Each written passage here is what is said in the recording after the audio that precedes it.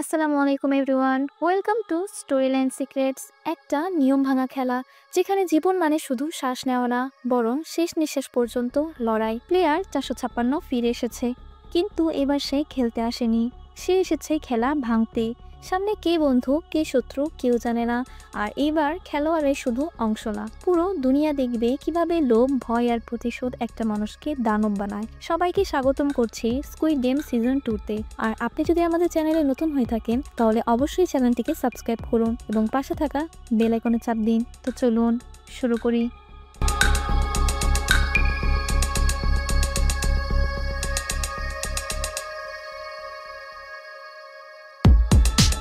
গল্পের শুরুতে আমাদেরকে একটি এয়ারপোর্টের দৃশ্য দেখানো হয়, যেখানে একটি লোক ছিল।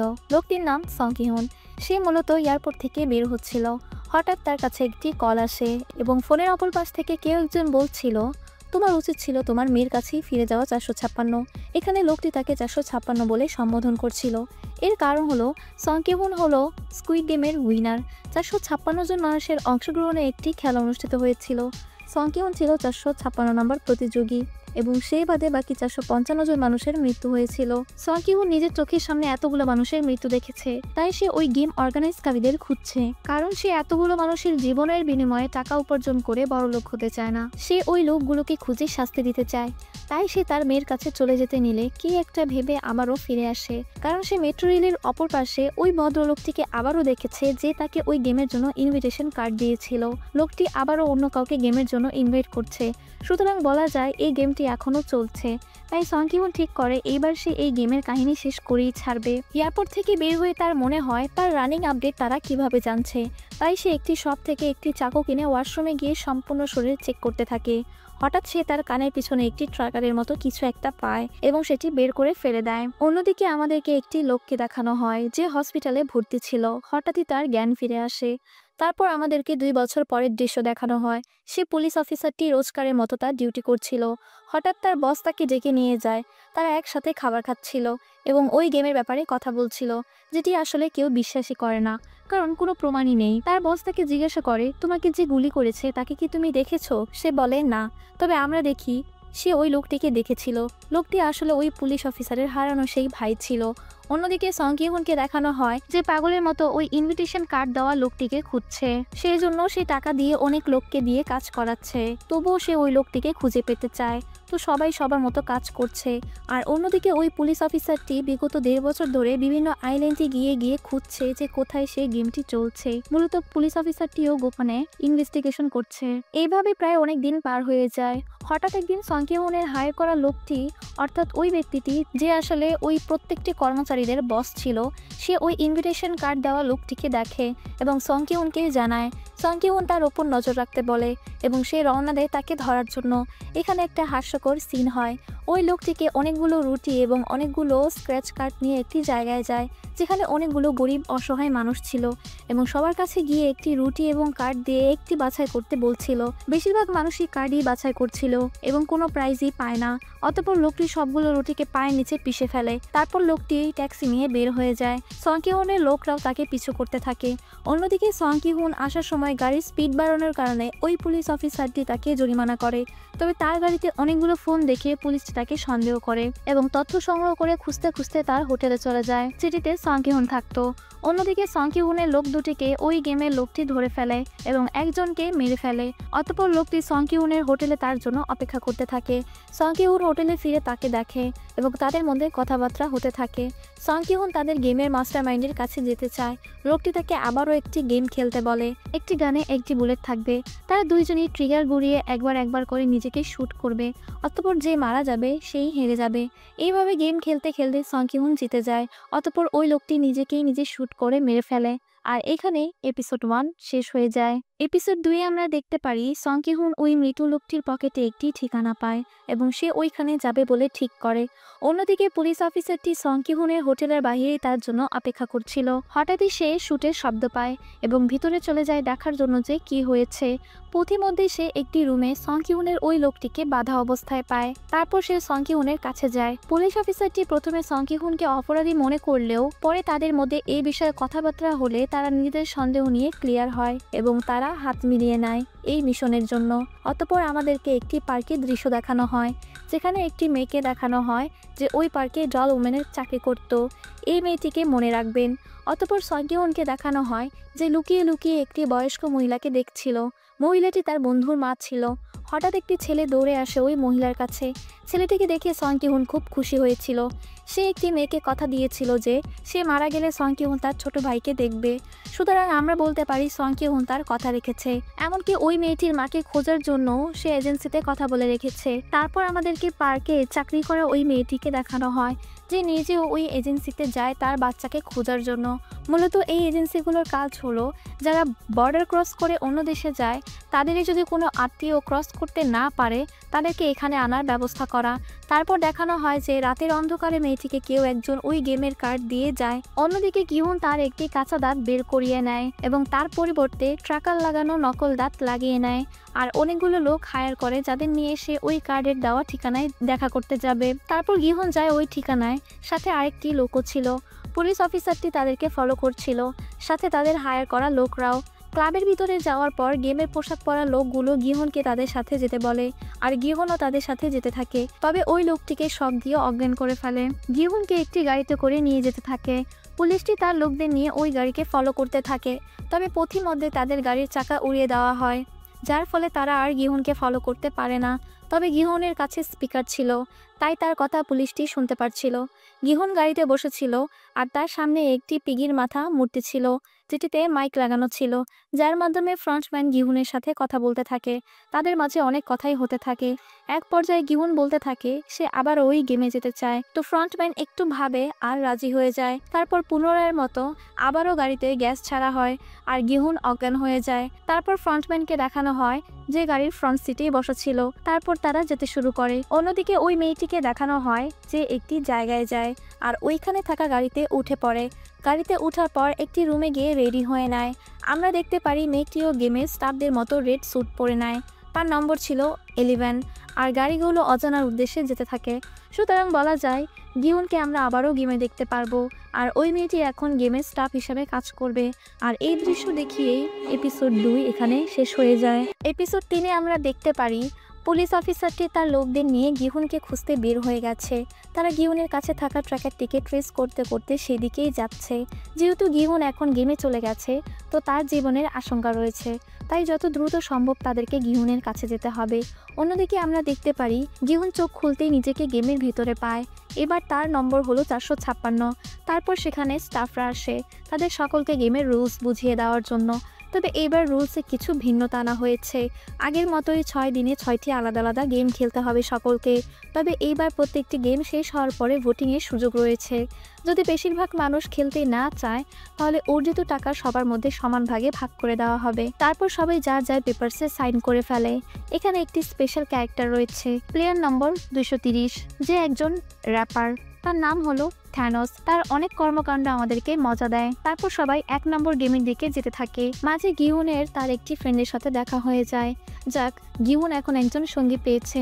অন্যদিকে পুলিশগুলো লোকেশন ট্রেস করতে করতে একটি দ্বীপে চলে যায়, যেখানে একটি লোককে দেখে যে ফিশিং করছিল। তারই মাছ ধরার খাবারের মধ্যে ট্র্যাকারটি পায়। তারপর তারা বুঝতে পারে যে তাদেরকে পথভ্রষ্ট করা হয়েছে। অন্যদিকে গিহুন তার নকল দাঁতটি বের করে চেক করে যে তাতে ট্র্যাকার আছে কিনা, বাট সে দেখে কিছুই নেই। তারপর সে তো বলে ওঠে যে আমার কাম তামাম।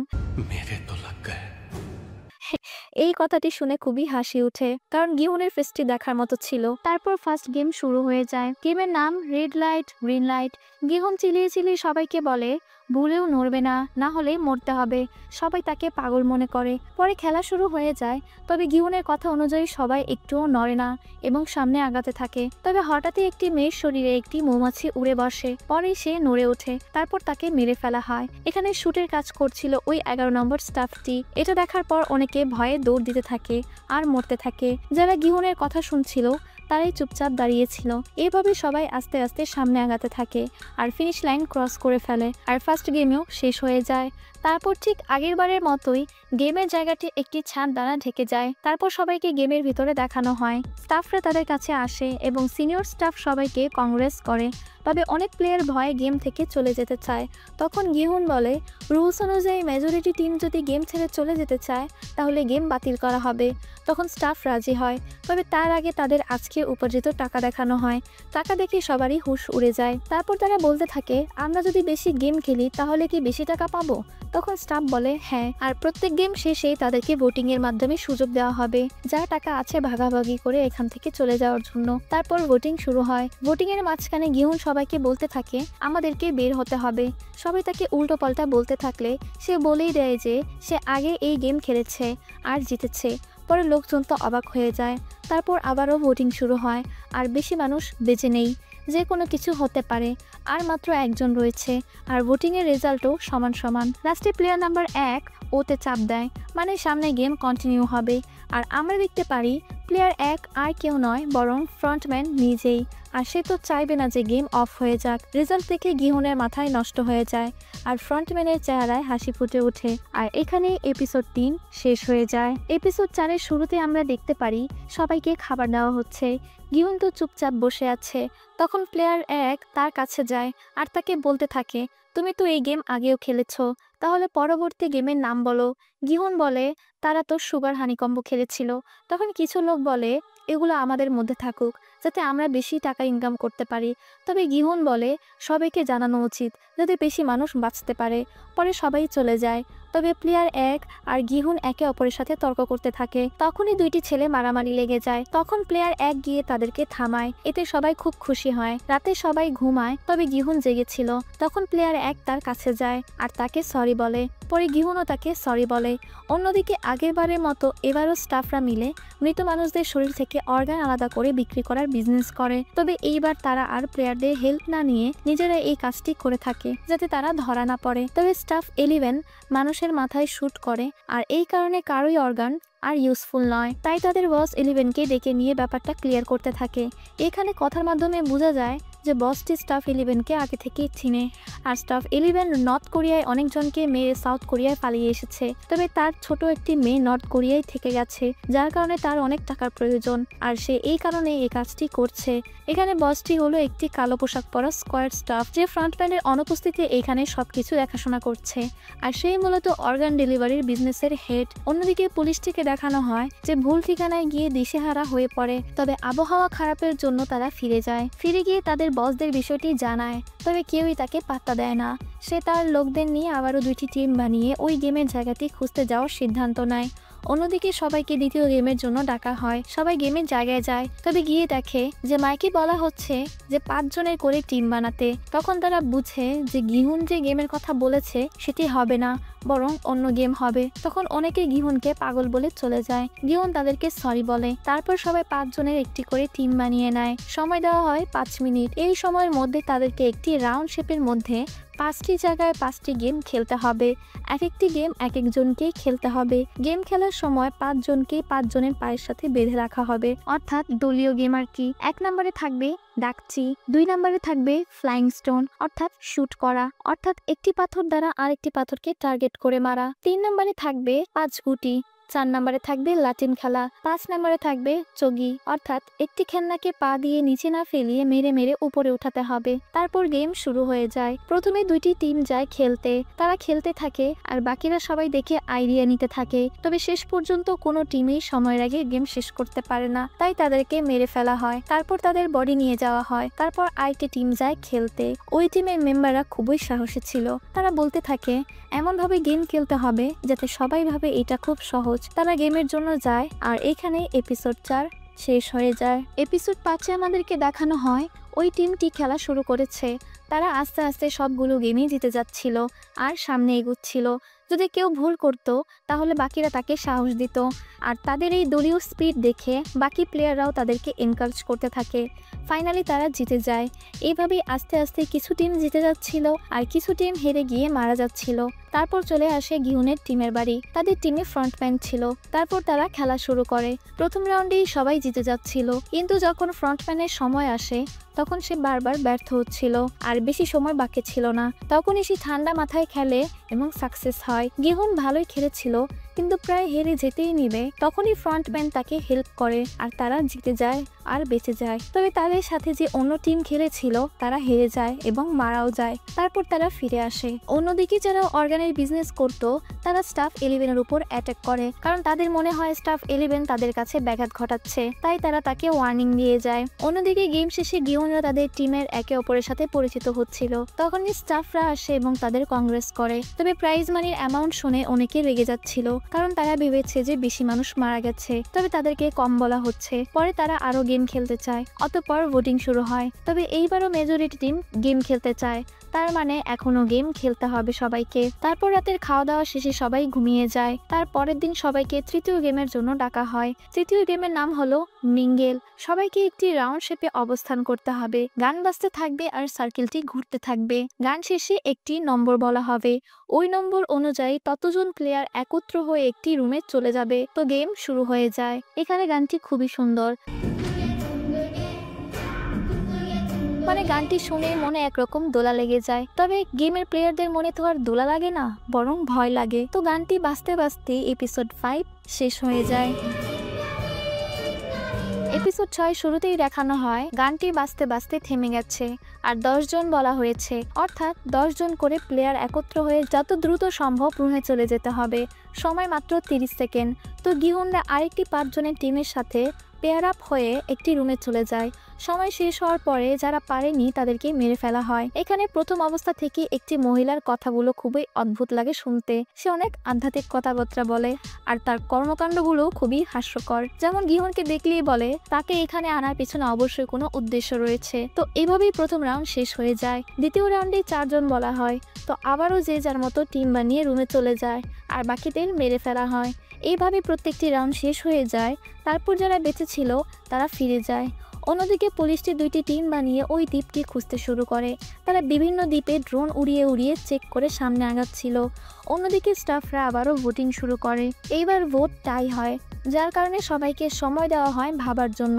আর সকালে আবারও ভোটিং হবে বলে বলা হয়। তারপর খাবার দেওয়ার পর যে যার মতো খাবার খাচ্ছিল, অনেকে ওয়াশরুমে যাচ্ছিল। থ্যানোস মানে 230 নম্বর প্লেয়ার আরেকটা প্লেয়ারকে উস্কাচ্ছিল যাতে সে কাকে ভোটিংয়ে তাদের সাইডে থাকে। তবে এইটা আবার দেখে নেয় আরেকটি ছেলে যে ভোটিংয়ে তাদের বিরোধী টিম ছিল। তারপর ওয়াশরুমে 2 টিমের মধ্যে মারামারি লেগে যায়। অন্যদিকে গিহুন খেয়াল করলো খাবারের সাথে একটি কাঁটা চামচ দেওয়া হয়, যেটা দেখে সে কি একটা ভাবছিল আর ভয় পাচ্ছিল। অন্যদিকে ওই ছেলেগুলো মারামারি করতে করতে থ্যানোসকে অন্য ছেলেটি কাঁটা চামচ দ্বারা আঘাত করে মেরে ফেলে। আর এখানে লাখো অডিয়েন্সের মন ভেঙে যায়, কারণ এখানে থ্যানোস খুবই ইন্টারেস্টিং একটি ক্যারেক্টার ছিল। আর অন্যদিকে পুলিশটি ড্রোনে কি একটা যেন দেখে এবং ওই দ্বীপে যায়। তবে কাছে যেতেই সেখানে ব্লাস্ট হয় আর তার একজন লোক মারা যায় এবং আরেকজন আহত হয়।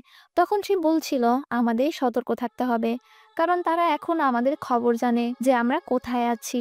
এটা কিভাবে সম্ভব? তাই আমাদের ফোন আর ওয়াকিটকির লোকেশন চেঞ্জ করে ব্যবহার করতে হবে। আর এখানে এপিসোড 6 শেষ হয়ে যায়। এপিসোড 7 শুরুতেই দেখানো হয় যে মোট 5 জন প্লেয়ার মারা গেছে এই মারামারির মধ্যে। ও টিমের 3 জন এবং এক্স টিমের 2 জন। এই জন্য এক্স টিমের লোকেরা খুবই খুশি হচ্ছিল, কারণ তারা কালকের ভোটিংয়ে জিতে যাবে। তবে ও টিমের লোকেরা কিছু একটা প্ল্যান বানিয়েছে।